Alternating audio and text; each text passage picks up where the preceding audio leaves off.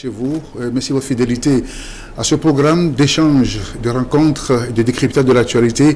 Ce jour, nous allons revisiter les faits marquants de ces dernières heures chez nous au Togo et pourquoi pas sur le continent africain. Cette émission qui se veut le décryptage de l'actualité. Bienvenue donc à ce nouveau numéro de rencontres et échanges. Et nous allons parler aujourd'hui, donc, comme je le disais, du tour d'horizon des faits marquants de l'actualité. Et pour en discuter, je reçois pour vous M. Paul Missiak-Beto, le coordinateur général de la DMK, la dynamique Monseigneur Pouyro. Merci donc, cher invité, d'accepter notre invitation. Merci beaucoup, merci pour l'invitation. Bien de choses au premier responsable du groupe RTDS, au personnel, à toutes les téléspectatrices, à tous les téléspectateurs, à tous les combattants, à tous les Togolais au pays et dans la diaspora. Très bien. Vous avez accepté notre invitation pour faire le tour d'horizon des questions d'actualité. Mais avant cela, en guise d'introduction, comment se porte votre mouvement, la DMK, au milieu des circonstances de l'heure que vous connaissez très bien, et ces instants dirigeants, comment se porte votre dynamique?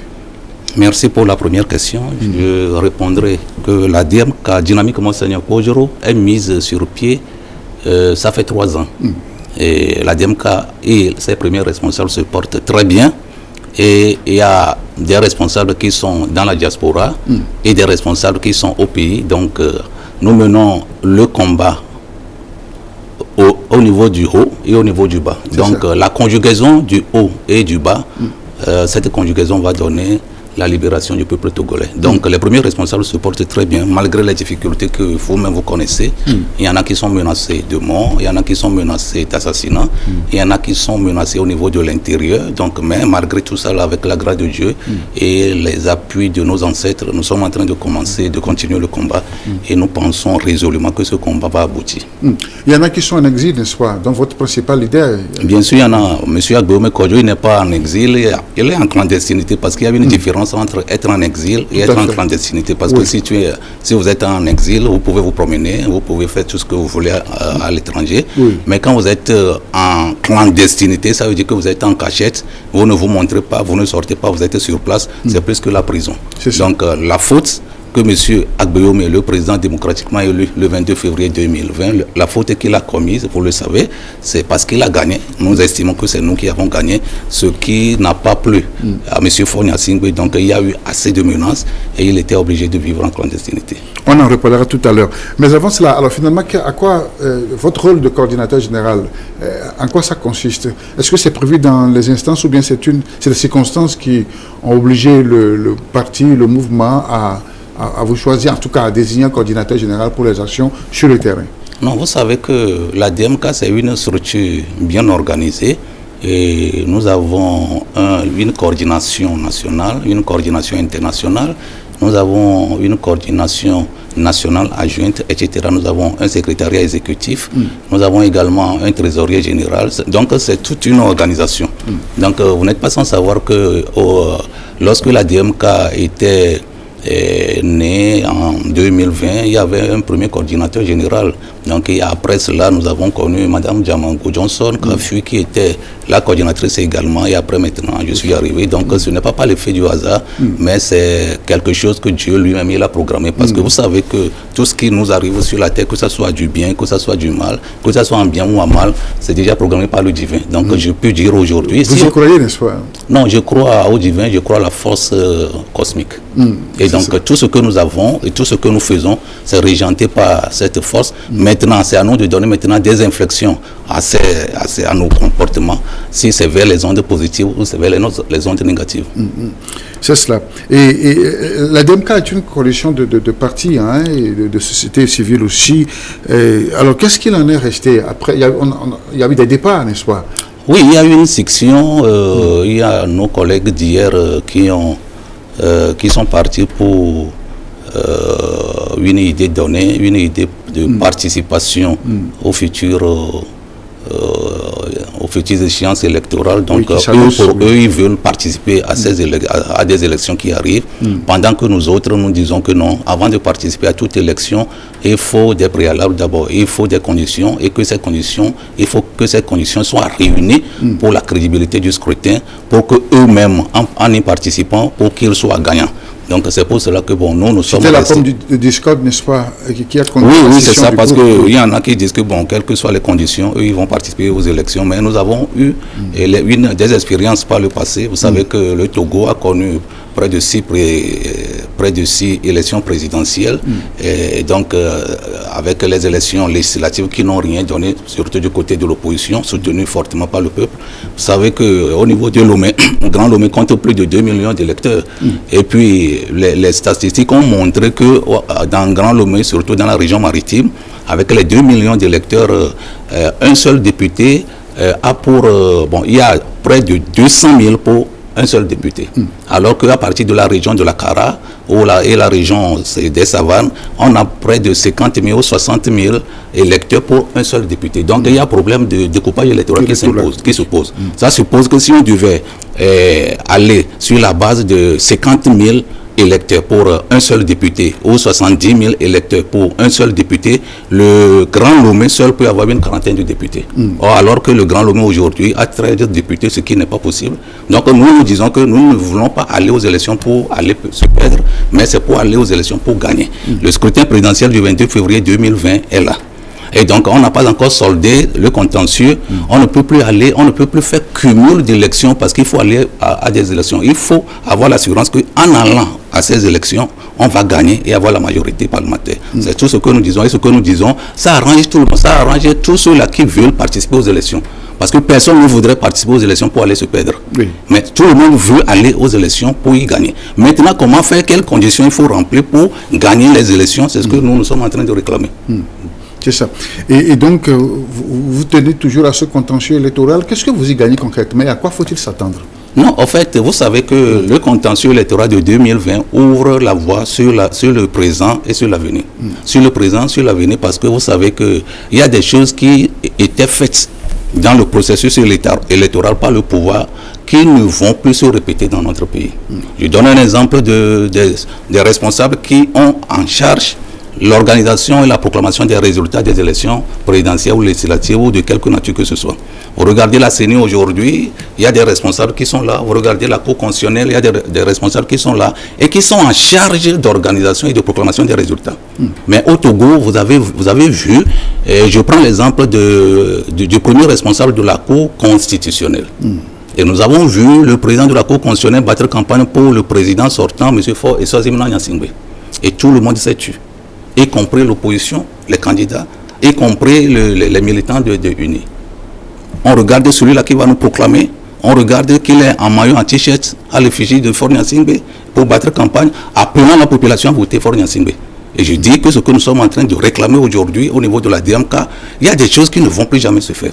Parce que quiconque veut encore être dans la Cour constitutionnelle, au niveau de la Cour constitutionnelle, membre de la Cour constitutionnelle, ou quiconque est membre de la CENI et qui va se voter encore en t-shirt ou en casquette unie pour aller battre campagne, il le fait assez risqué désormais.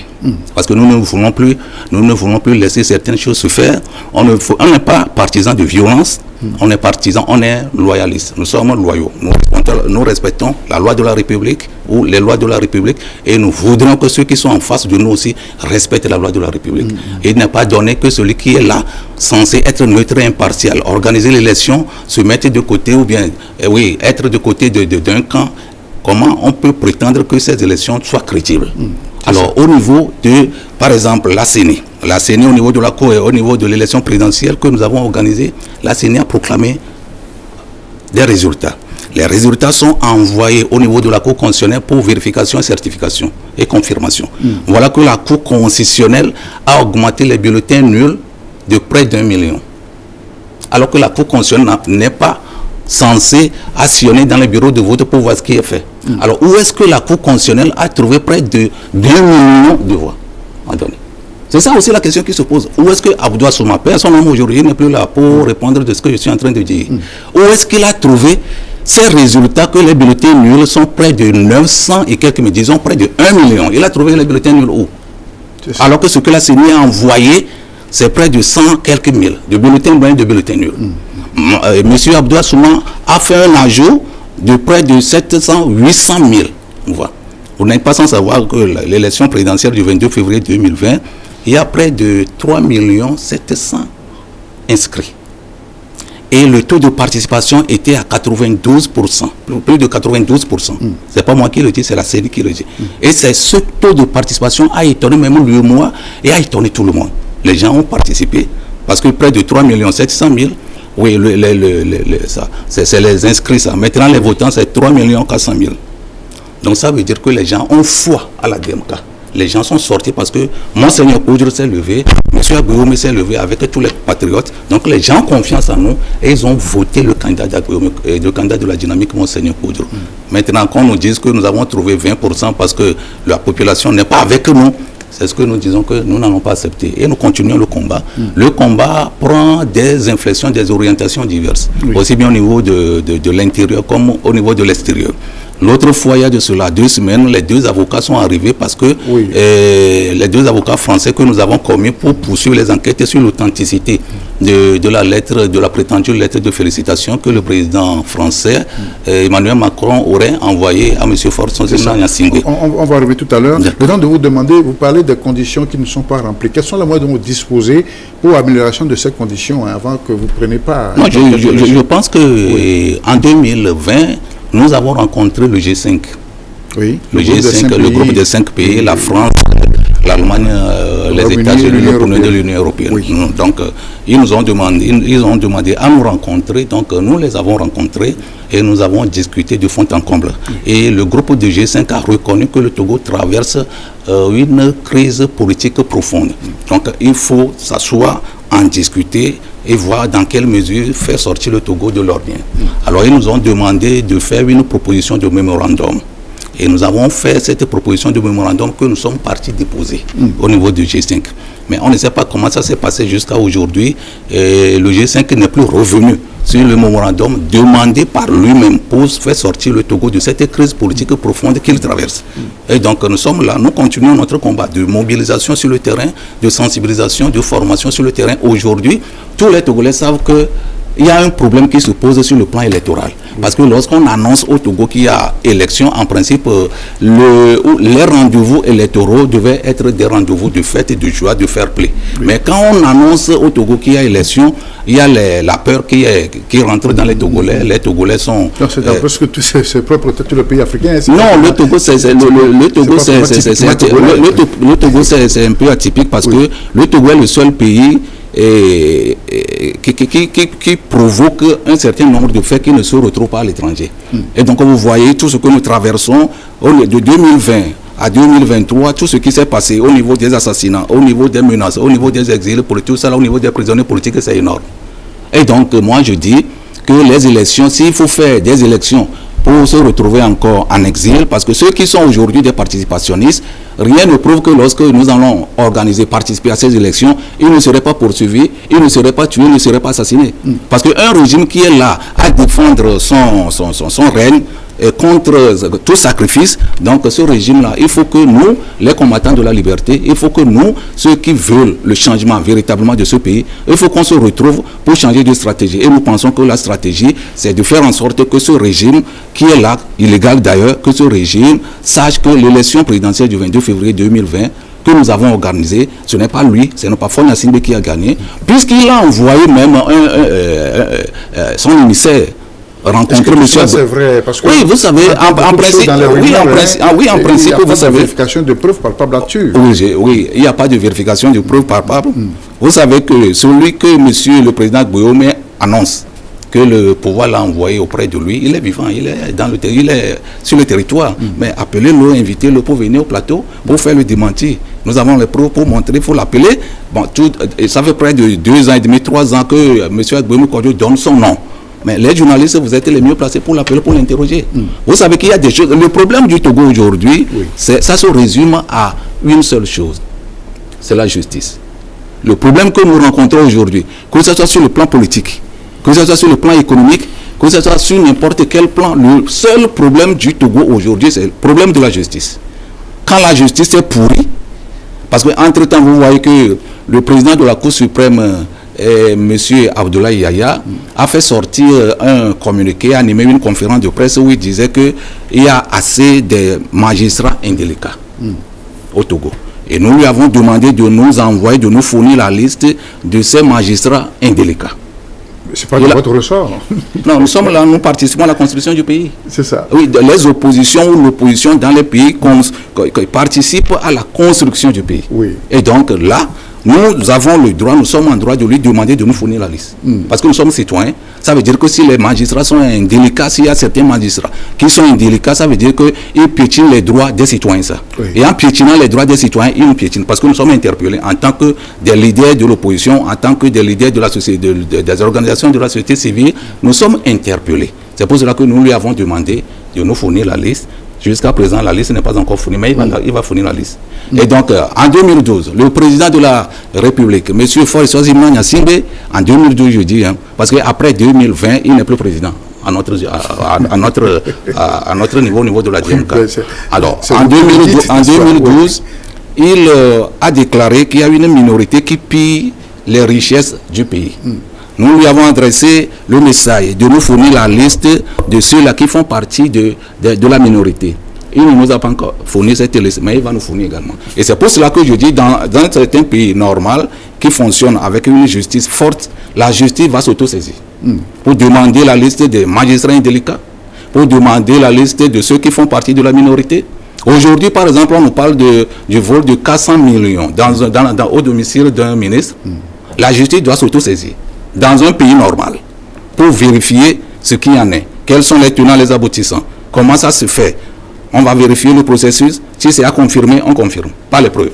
Aujourd'hui, la justice est là. La justice ne dit rien. On a brûlé 2 grands marchés dans ce pays, en 2012 et toujours. La justice n'a rien dit. On a incarcéré M. Agbero, mais on a pris les gens. Il y a qu'à nous et moi dans cette affaire. On n'a rien dit, la justice n'a rien dit. C'est pour cela que je dis, c'est-à-dire que le ministre de la Justice doit s'auto-saisir lui-même pour voir comment il peut faire pour redonner la... lui en personne, l'institution, n'est-ce pas? L'institution, incarnée par des personnes fortes, parce que le moment venu, on peut lui demander pourquoi ceci s'est passé, vous n'avez pas réagi. Oui, parce que c'est son domaine, parce que je le dis, tout ce qui se passe aujourd'hui, on n'est pas ministre parce qu'il faut être ministre. On est ministre parce qu'on peut être capable de faire quelque chose. Quand vous êtes ministre et vous voyez que vous ne pouvez pas servir la nation, vous êtes ministre, toute personnalité nommée pour gérer une affaire, pour gérer une charge, est un serviteur de la nation et doit servir la nation. Mais aujourd'hui, je l'ai dit l'autre fois sur une radio de la place, qu'on se fait la santé financière au lieu de chercher à satisfaire ou au lieu de chercher à défendre les intérêts supérieurs de la nation. Au lieu d'être là pour la nation, non, on n'est pas là pour la nation, on est là pour nous-mêmes, on est là pour nos enfants, on est là pour nos copines, nos coquines, et on est là pour nos proches. Oui, pour ce qui concerne la population, le peuple, on s'en fout. Et c'est ça le problème aujourd'hui. Le gros problème que nous avons aujourd'hui, c'est la justice. Guyano, Douti Sinanda, il est fauché. N'est-ce pas? Anselme Guyano, il est tué. Monfidou, il est tué. Et tout ça, là, la justice regarde, la justice ne dit rien. C'est déplorable pour nous parce que nous allons instaurer une justice vertueuse dans ce pays, où il n'y a pas à encourager le favoritisme, la gabegie, la concussion, l'incompétence, etc., le détournement des fonds publics. Oui, nous sommes là pour asseoir une justice équitable, aussi bien pour le fort que pour le faible, pour tout le monde. Parce que nul n'est au-dessus de la loi. Le moment venu, chacun va répondre devant la loi. Donc il faut faire en sorte que lorsque nous allons répondre devant la loi, que nous ayons raison, parce que nous n'avons rien fait de mal comme crime économique, comme crime odieux et crapuleux. Rencontre échange nouveau numéro. Paul-Michel Agbutor, coordinateur général de la DMK, est mon invité. C'est avec lui que nous faisons le tour d'horizon des questions de l'actualité de ces derniers jours. Et donc, M. Paul-Michel Agbutor, alors cette contentieux électorale, pour partir de l'opinion, il faut clore ce chapitre et peut-être tourner vers l'avenir.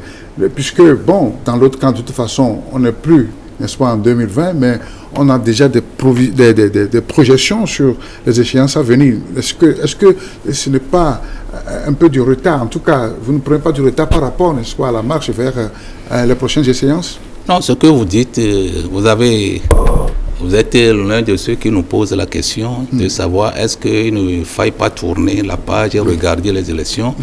Et vous savez, on dit souvent, lorsque vous ne savez pas là où vous allez, du moins vous devez savoir votre provenance. Alors il faut savoir là où vous allez. Qu'est-ce qui vous attend là-bas? Est-ce que c'est le bonheur qui vous attend? Est-ce que c'est le malheur qui vous attend? Est-ce que c'est la vie qui vous attend? Ou c'est la mort qui vous attend? Alors si vous êtes sûr que c'est la mort qui vous attend, personne ne vous dira de ne plus emprunter cette voie. Si effectivement c'est la mort qui vous attend. Oui. Donc pourquoi vous allez encore emprunter cette voie? On doit faire le choix. Vous allez faire le choix. Parce que lorsque le peuple est gouverné par des gens qui n'ont pas la vertu, n'ont pas l'idée du changement, ils n'ont jamais imaginé dans leur vie que le changement peut venir. Et donc à partir de ce moment, ils se permettent de commettre n'importe quel crime, que ce soit économique, que ce soit c'est-à-dire que des assassinats. Et là, on est là, on ne dit rien. Parce qu'on n'a jamais imaginé qu'il y a de changement. Et quand le changement intervient, c'est comme ça les étonne. Ça les étonne parce que je me rappelle que le jour où je devais être déféré le 27 et le 27 mai, non, c'était le 28 mai 2021, je me souviens de ce qu'on m'a dit. Que non, on n'est pas prêt pour partir, on sait que vous avez gagné, mais on n'est pas prêt pour partir. Laissez-nous un peu le temps, on va se préparer. Mais monsieur Paul-Michel Beto, si vous étiez à notre place, vous aussi, vous allez faire la même chose. Ça vous a été servi comme ça? Oui. Donc, c'est pas qu'ils ne savent pas qu'on a gagné. Ils savent qu'on a gagné. On a fait une élection présidentielle du 22 février 2020. Avant même la proclamation, avant le soir même du 22 à 16h, 17h, on a envoyé tout un Bataclan de soldats entourer le domicile de M. Agboumé Kodjo, tout ça pendant 70 jours. Le domicile est pris d'assaut comme ça. Qu'est-ce qu'il a fait? Et les autres candidats, pourquoi on les a laissés? Au même moment, le domicile de Monseigneur Kodjo aussi est encerclé. On a contacté le ministre d'alors de la Sécurité et de la Protection civile, le général Yark Damhan. Il nous dit que c'est pour la sécurité et la protection de M. Agboumé Kodjo. La bande est là, on n'invente rien. Donc ça veut dire que les autres, on ne va pas les protéger. Qu'est-ce qui fait la différence entre M. Agboumé Kodjo en ce moment et les autres candidats? Il y a 7 candidats qui étaient en liste. En plein processus, un candidat se permet de prendre un autre candidat qui a gagné les élections pour le foutre en prison. Ou le foutre au SCRIC, il a passé des heures, des jours là-bas. Pourquoi? Alors, l'affaire là, on dit qu'il n'y a pas de problème. On va continuer notre manifestation, notre revendication. On continue la manifestation, on continue la revendication. Et on est porté l'affaire devant le tribunal de la CEDEAO. La CEDEAO a analysé parce que chaque pays a envoyé sa juridiction assistée aux faits, aux délibérés, etc. Et à un moment donné, vous regardez ce document-là, c'est la décision de la CEDEAO, ça. C'est la décision que la CEDEAO a rendue le 24 mars 2022. Qui nous donne raison et a donné 3 mois à Fornia Singbe de s'exécuter pour faire rentrer Agboumé dans ses droits. Ça, c'est la décision. C'est pas moi qui le dis. Alors, les gens au niveau de l'OME, que ce soit au niveau de l'opposition, les leaders d'opposition, les leaders d'organisations de la société civile, savent qu'il y a un arrêt qui est rendu. On ne dit rien. L'essentiel, c'est d'aller encore aux élections. Les gens vous disent que l'alternance est arrivée. On nous dit que l'alternance est déjà arrivée. Voilà le document. On dit non, il n'y a pas de problème. On va aller à de nouvelles élections avec le perdant, qui organise avec la même machine, avec les mêmes méthodes, il n'y a pas de changement. Alors que nous réclamons le changement de méthode pour pouvoir aller aux élections. Ce document, ça n'intéresse pas certains leaders d'opposition. Ok. Maintenant. Vous êtes senti abandonné par les autres? Non, ça a été toujours comme ça. Lorsque dans l'histoire politique des peuples, depuis l'Antiquité, etc., quand vous fouillez, ça a été toujours comme ça. C'est une minorité des hommes intègres qui conduit le peuple vers la libération. Donc nous ne sommes pas découragés. Maintenant, nous avons porté l'affaire. Nous avons porté l'affaire au niveau du tribunal de Nanterre, en France. Par rapport au faux usage de faux, par rapport aux prétendues lettres de félicitations que le président français aurait envoyé à M. Forest Gimnan. C'est sur ça que nous sommes. L'essentiel, on va proclamer que cette lettre est fausse. Et nous allons encore avoir ce document-là, en plus de ce document. Ce que moi je voudrais dire, si vous savez que vous-même vous êtes impliqué de près ou de loin dans cette falsification de courrier ou de lettres de félicitations, mais vous-même prenez déjà des initiatives. Appelez le président Agboumé Kodjo, que d'attendre que la justice internationale donne son verdict final. Donc vous avez vérifié, c'est prouvé qu'il n'y a jamais eu cette lettre de félicitations?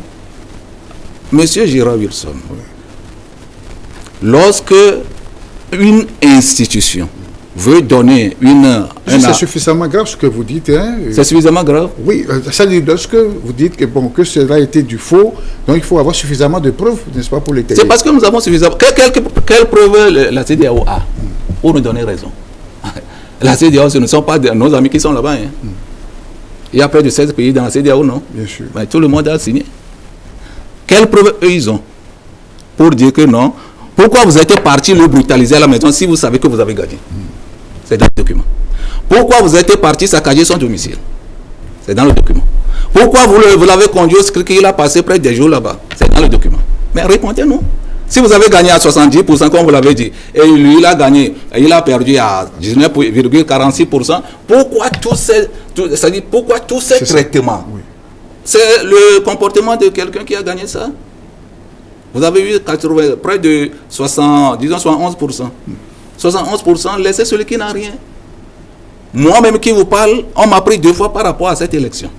2 fois, moi, j'étais en prison. J'ai entendu beaucoup de choses, j'ai vu beaucoup de choses, etc. etc. Mais l'essentiel, on va laisser la justice française, la justice de Nanterre, le tribunal. Bientôt, on va donner les verdicts. C'est pour ça que les gens vont être interpellés ici, vont être écoutés là-bas.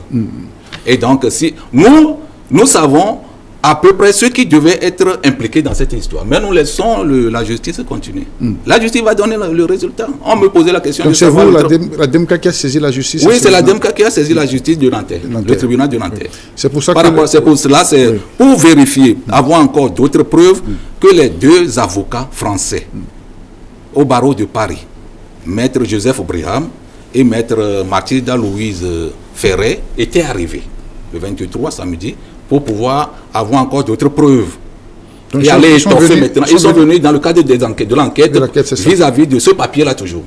Et ils sont allés au niveau de l'ambassade pour creuser. Parce que si la France devait envoyer une lettre de félicitations, la France, la République française a des codes barres, a des insignes, a des armoiries qu'elle met sur ce papier officiellement. Et donc ça n'a pas été fait. On m'a interpellé, que ce soit au niveau de l'ambassade, tout ça là, on a donné le document. Si c'est comme ça que vous faites, montrez-nous que c'est comme ça que vous faites. On ne peut pas prendre un papier rame comme ça, écrit, et falsifier et envoyer. Nous tous, on a été à l'école. Et donc, ceux qui font la pluie, le beau temps aujourd'hui, nous, on les attend. Le moment venu, j'ai l'habitude de dire avec un auteur qui dit, quand vous faites bien la charte de l'État, quand vous terminez, vous rentrez dans la gloire. Mais quand vous ne faites pas bien, vous ne remplissez pas bien la tâche que l'État vous a confiée, vous terminez, vous rentrez dans la boue. Et on va voir entre eux, nous, ceux qui vont rentrer dans la gloire et ceux qui vont rentrer dans la boue. C'est ça. Et comment ça s'est passé cette mission? Parce qu'après, la conférence qu'ils doivent tenir n'a pas lieu à beaucoup de polémiques à ce sujet. Comment les choses se passaient réellement, brièvement? Vous savez, nous sommes dans un pays de dictature, dans un pays de massacre, dans un pays de criminels, dans un pays des hommes hors loi. Vous regardez ce papier? Je ne sais pas si la caméra... Vous regardez ça? Oui, allez-y quand même. Allez-y. C'est un papier qui existe entre M. Faure Gnassingbé et moi. Et c'est au nom, quand je parle, c'est au nom de ce papier-là que je parle. Je dis que ce régime est un régime des gens impitoyables. C'est un régime composé majoritairement des gens qui sont là pour servir leur ventre. Pas pour servir le peuple togolais. C'est des gens qui sont là, c'est des criminels. Ça, je ne reviendrai pas sur ce papier, je reviendrai sur ce papier le moment venu. Pour te dire, ou bien pour vous dire que si nous disons quelque chose, nous ne levons pas comme ça pour parler, mais nous avons des preuves. Alors, les 2 avocats qui étaient arrivés, ils sont venus... Quelle était leur mission? Leur mission, c'est de venir rencontrer des gens, discuter avec des gens, avoir des preuves pour aller étoffer ce qu'ils ont déjà là-bas. Donc, ils sont arrivés le samedi, ils ont commencé la mission le lendemain, c'est-à-dire le dimanche 24. Oui, dimanche le 24. Et puis, lundi, ils ont continué, mardi. Mercredi, ils devaient faire une conférence de presse pour faire la restitution de leur mission. À 14h, au siège de MPDD, le parti de M. Agboume Kodjo. Et donc, on a préparé tout, on a appelé les journalistes. Je devais les rencontrer bien avant, à midi, pour finaliser certaines choses, avant qu'on ne vienne au niveau de la conférence à 14h.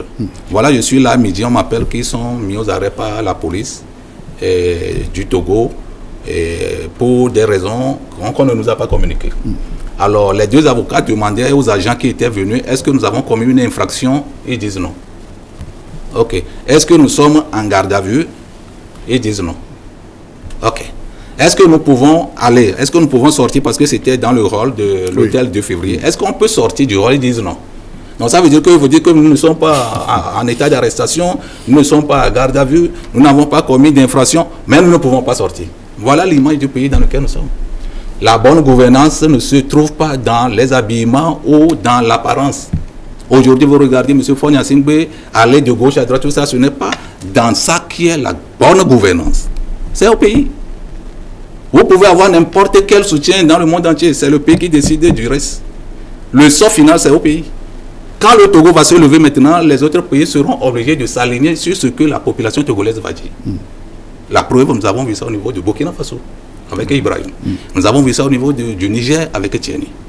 Lorsque la population va décider maintenant, il peut aller faire n'importe quelle alliance avec n'importe quelle autorité, ou avec n'importe quel leader, ou avec n'importe quel président à l'extérieur. C'est à l'intérieur que ça se décide. Et c'est à l'intérieur que ça va se décider. Notez-le. Que la DMK dit que c'est à l'intérieur que ça va se passer. Ce n'est pas l'extérieur. Quand vous avez le soutien du peuple, vous avez le soutien de tout. Mais quand vous perdez le soutien du peuple et que vous avez le soutien entre griffes de l'extérieur, vous n'avez rien fait. C'est la DMK qui parle. Merci. C'est ça. Merci M. Paul Missiagueto pour ce tour d'horizon de l'actualité sur les faits marquants de l'heure. Et dans l'actualité aussi, il y a ce procès qui s'est achevé. On connaît le verdict du procès dans l'assassinat de M. Toussaint Madjoulba, cet officier abattu quelques heures après donc, la prestation de serment du président Fogna Singbe. Alors, quel regard la DMK porte sur le déroulement de cette justice militaire? Et vous parlez de la justice, et justement, il y a eu cette justice militaire qui a tenu ce procès. Peut-être que personne n'y a cru lorsqu'on l'avait annoncé, mais ça s'est tenu jusqu'au bout. Oui, ça s'est tenu. Bon, qu'est-ce qu'il faut dire? Nous aussi, nous avons appris le procès comme vous et comme tout le monde. Et ce qui nous a marqué dans tout ce qui a été dit, vous savez, au début, le nom du président Guillaume Kodjo était revenu dans cette affaire. Après, on a étouffé, je ne sais pas par quel moyen. Mais ça reviendra. J'ai noté que le chauffeur, c'est lui le principal auteur qui a tué Madjoulba. C'est ce que moi aussi j'ai appris. C'est ce qu'on déduit ou bien c'était ça le fait? Non, c'est ce que moi aussi j'ai lu, c'est ce que j'ai appris. Et il a écopé de 15 ans d'emprisonnement. Au début, c'était 50 ans. Oui. Après, ils sont revenus sur 15 ans. Au niveau du général Félix, c'était 50 ans aussi. Et après, on est revenu sur 20 ans. Mais quand je prends par exemple le général Félix Katanga et le chauffeur, on dit que c'est le chauffeur qui est le principal auteur. Il a eu 15 ans. Celui qui n'est pas le principal auteur, il a eu 20 ans. Moi, Paul Missiagueto, je ne peux pas aller dans ça.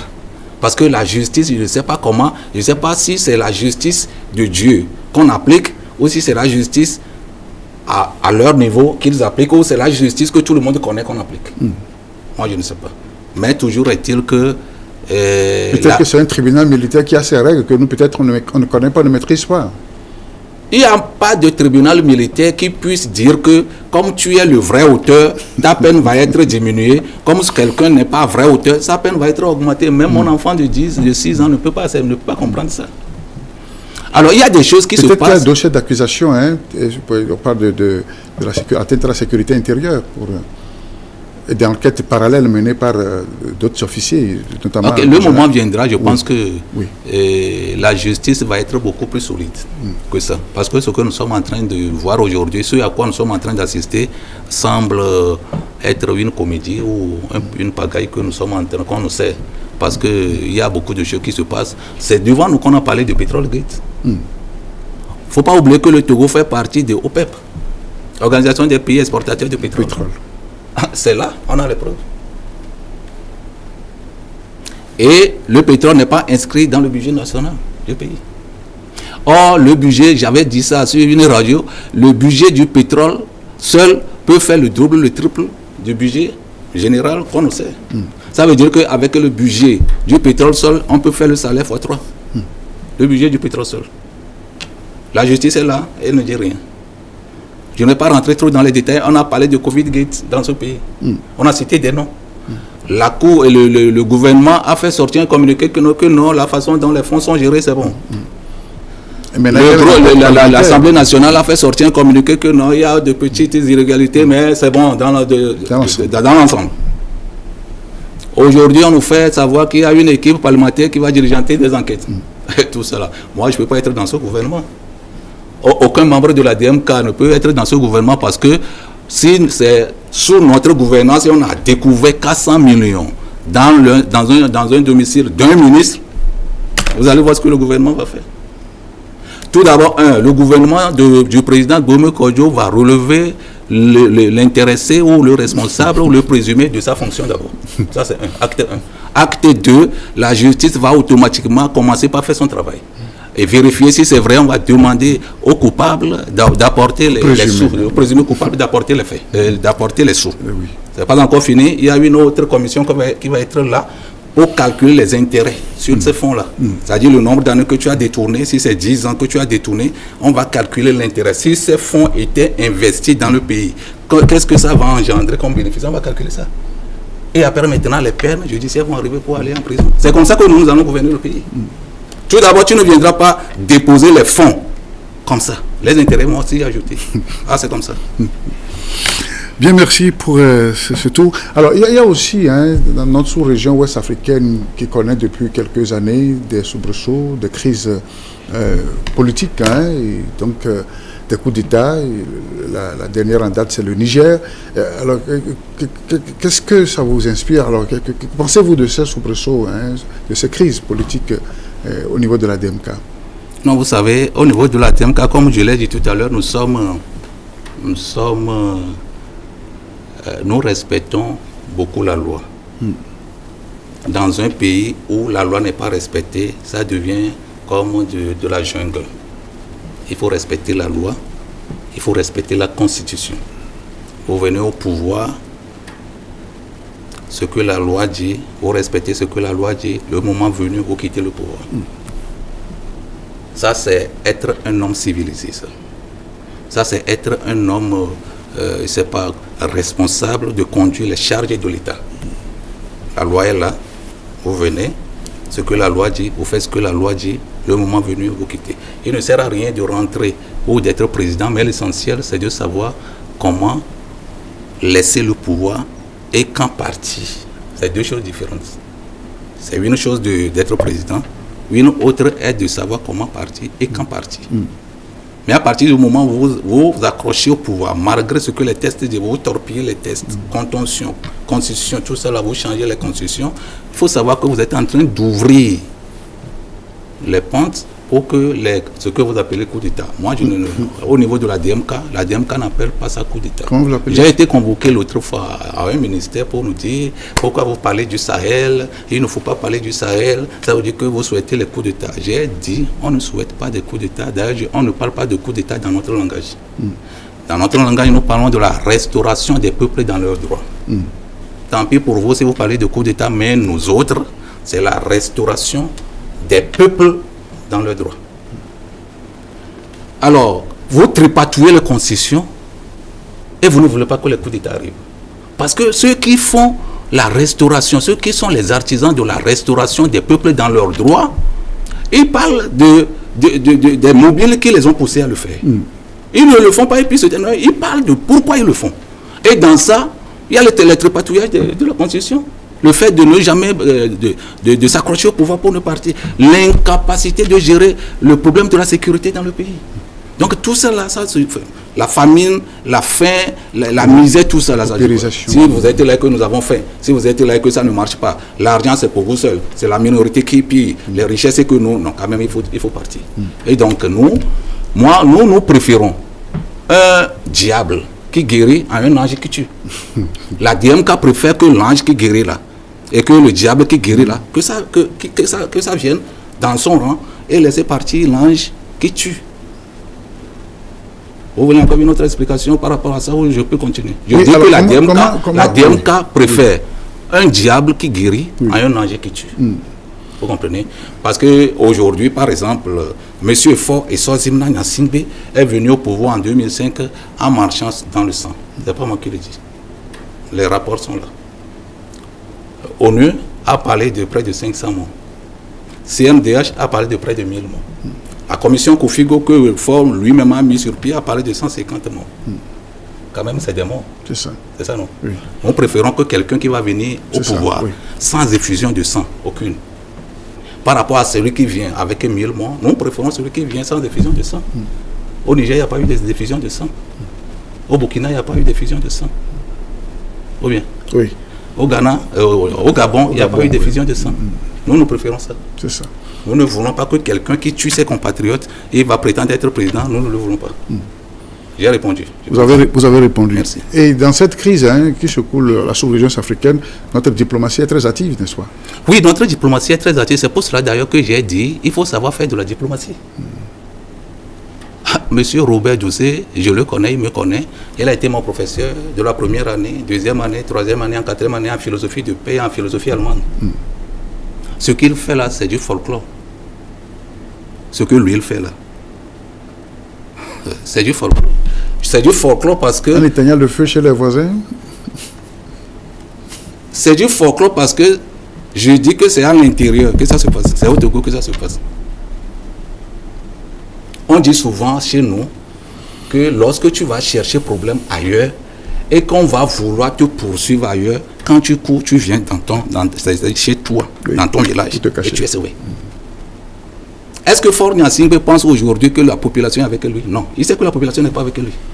Et il cherche maintenant à aller s'adosser aux autres à l'extérieur. Ce n'est pas comme ça que ça se fait. Il est souvent désigné comme médiateur. Ce n'est pas lui-même qui se porte volontaire pour le faire. Nous sommes en diplomatie. Hein. Oui. Je suis diplomate de formation. Moi aussi, j'ai fait la diplomatie. J'ai mon petit diplôme en diplomatie protocole et relations publiques. Et je sais comment les relations internationales se nouent et se dénouent. Monsieur Ali Bongo, aujourd'hui, après avoir parlé anglais pour demander secours, n'est plus président. Avant, pendant la campagne ou avant la campagne électorale qui va le propulser dans la boue, puisque j'ai dit tout à l'heure que si vous avez fait bien, vous rentrez dans la gloire, vous avez fait mal, vous rentrez dans la boue.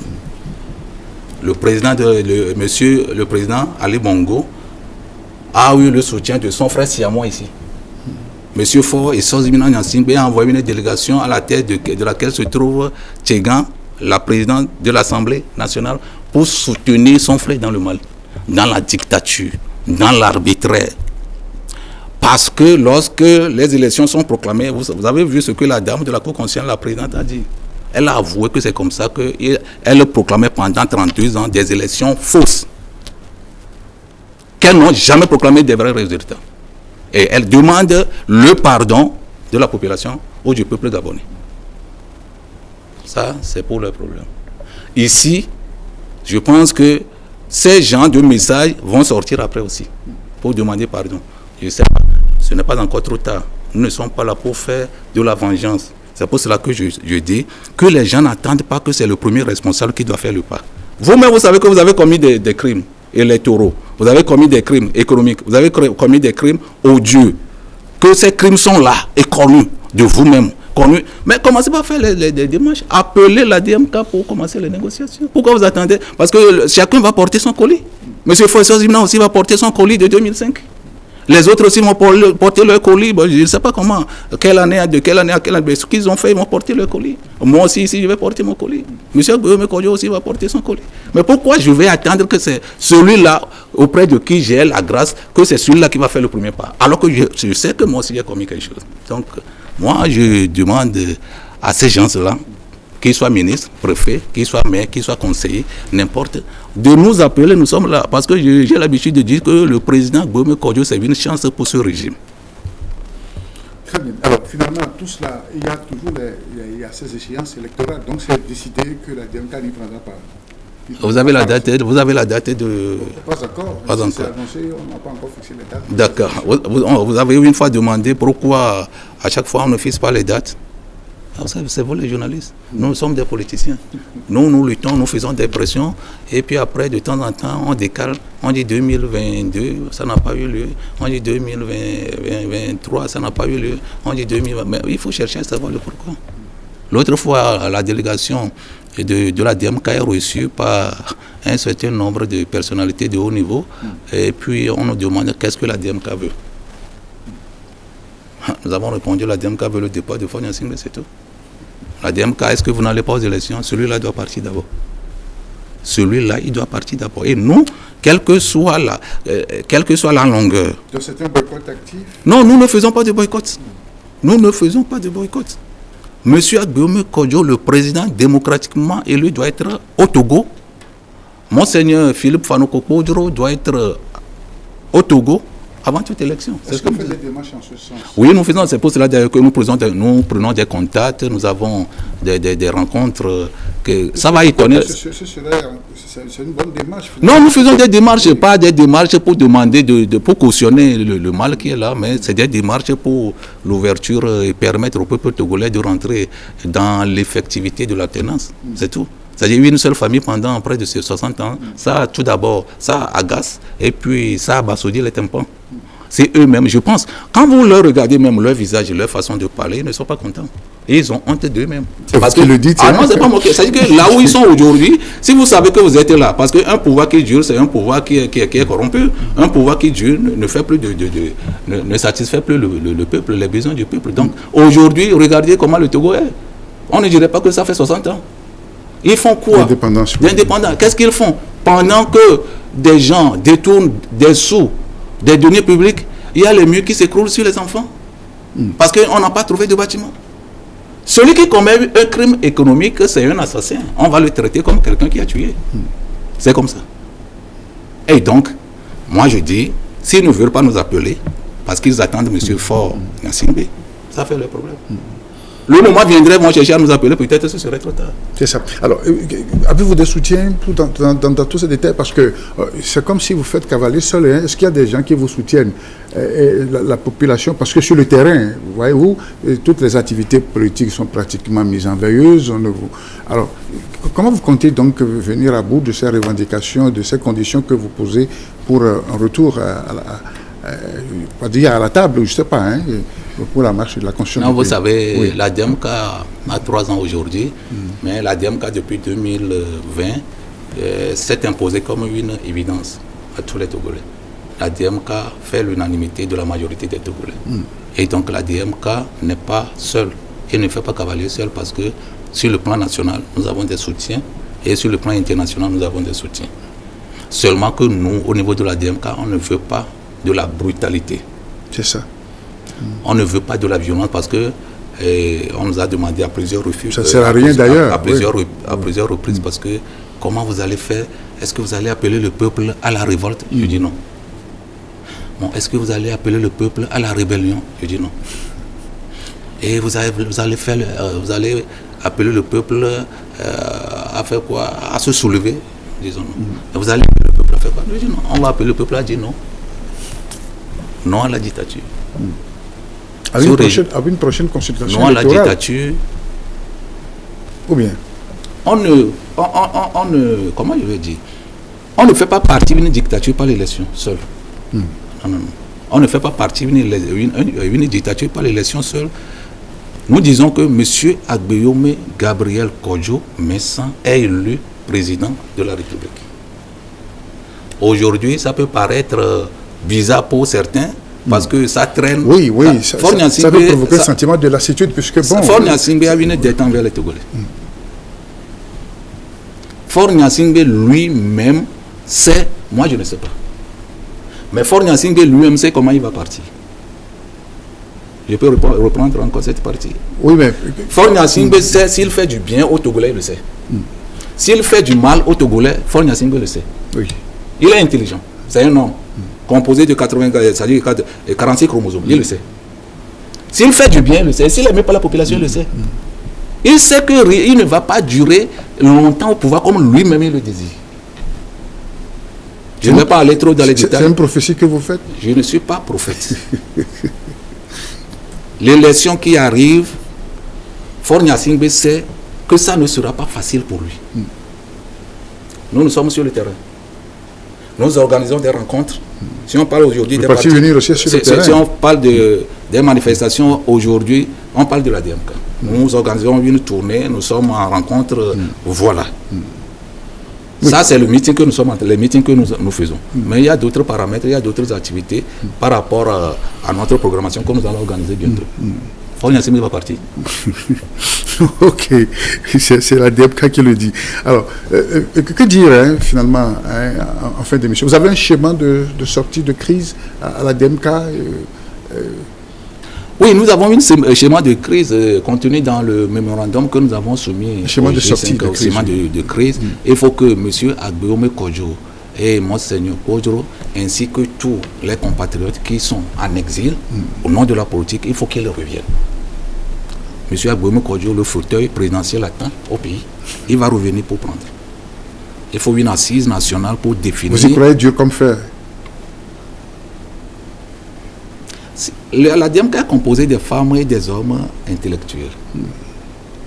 Composée des marabouts, des chrétiens, des musulmans, des non-croyants, des athées et tout. Si on n'est pas sûr de ce qu'on fait, on ne le dit pas. C'est ça.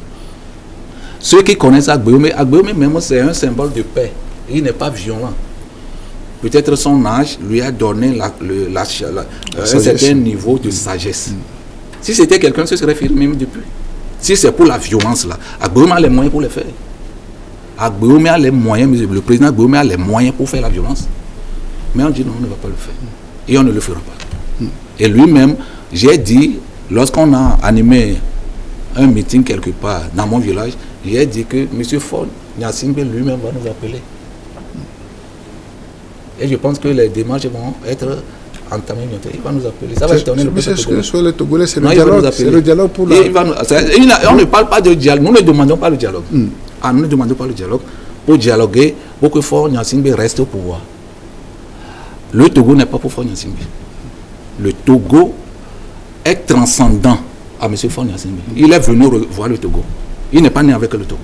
Je ne suis pas né avec le Togo. Personne n'est né avec le Togo. Tout le monde d'ailleurs, oui. Donc voilà. Donc il doit savoir que le Togo est là avant lui. Et il ne doit pas en faire sa propriété. C'est ça. Un dernier mot pour clore cette émission, cet entretien en studio, M. Paul Michel-Guito. Au nom de la DMK, au nom du président démocratiquement élu, M. Agbeome Kodjo, au nom du prélat, Monseigneur Kodjo, et au nom du gouvernement légitime en exil, au nom de tous les compatriotes des ambassadeurs du gouvernement légitime, nous vous remercions pour cette opportunité que vous nous offrez et nous demandons la grâce de Dieu sur votre personnel, le premier responsable de la radio, de la télé, que Dieu vous accompagne, qu'il vous comble de sa grâce. Et je demanderai à tout le peuple togolais d'être serein, de rester déterminé par rapport à notre engagement que nous avons pris de ne jamais vendre le peuple togolais, de ne jamais accepter la corruption. Tout ce que nous faisons au niveau de la DMK, c'est pour le peuple. Nous luttons pour le peuple. Au niveau de la DMK, le bureau exécutif de la DMK n'est pas composé des fonctionnaires d'État. Personne n'est fonctionnaire d'État. Ni le coordinateur général, ni son adjoint, ni le secrétaire général, ni le trésorier, ni le porte-parole général. Nous ne sommes pas des fonctionnaires d'État. Donc si aujourd'hui nous luttons pour que les conditions changent pour le peuple togolais, c'est pour le peuple togolais, ce n'est pas pour nous. Personne au niveau de la DMK n'est nanti, personne n'est riche, personne n'a de l'argent. Mais nous luttons dans notre pauvreté, dans notre État, pour que le Togo rayonne, pour que le Togo soit véritablement l'ordre de l'humanité dont parlaient nos pères fondateurs. Donc que Dieu vous garde, que Dieu bénisse le Togo et bénisse le président démocratiquement élu. Je vous remercie. Que Dieu bénisse le Togo, c'est sûr, sur notre fin, que se reflète cette réflexion du jour portant sur les faits marquants de l'actualité. M. Paul Michel-Guito, qui est donc le coordinateur général de la DMK, était mon invité. C'est avec lui qu'on a réfléchi. Sûrement que nous aurons besoin de cloches dans les prochains jours dans cette même émission. C'est fini pour la rencontre et échange d'aujourd'hui. Merci à vous de l'avoir suivi. Excellente journée à tous et à toutes. Au revoir et à très bientôt. Merci, monsieur. Merci.